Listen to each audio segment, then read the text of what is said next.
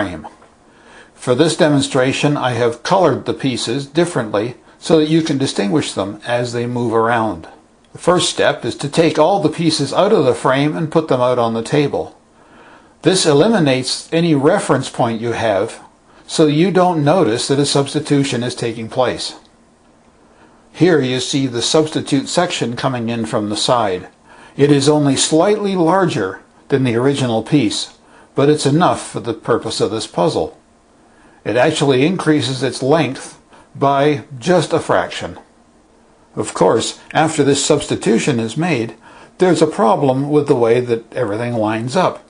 So, how do we know this is what actually happened in the original video? Well, take a look here. You can plainly see that there are the same pieces in the same place that don't line up. Okay, now the hocus pocus begins. The pieces are moved around in 3 stages. After each stage, there is 1 piece left over. The differences in those marks across the center of the puzzle are less each time.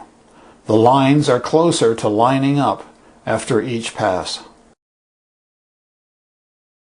The puzzle is now back to its original size with 3 blocks left over.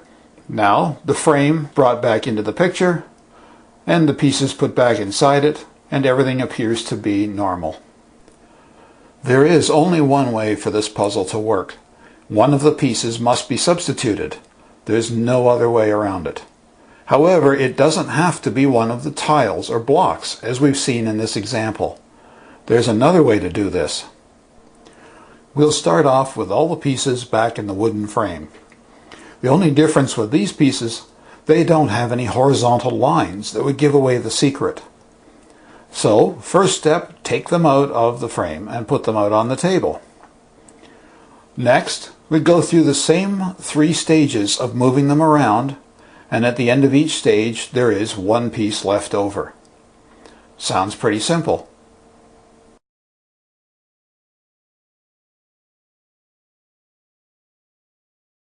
After the 3rd stage, we'll bring the wood frame back in, place it over top of the blocks, and as you can see, it's a perfect fit. Nothing has changed, even though we have 3 pieces left over. How is this possible? Simple.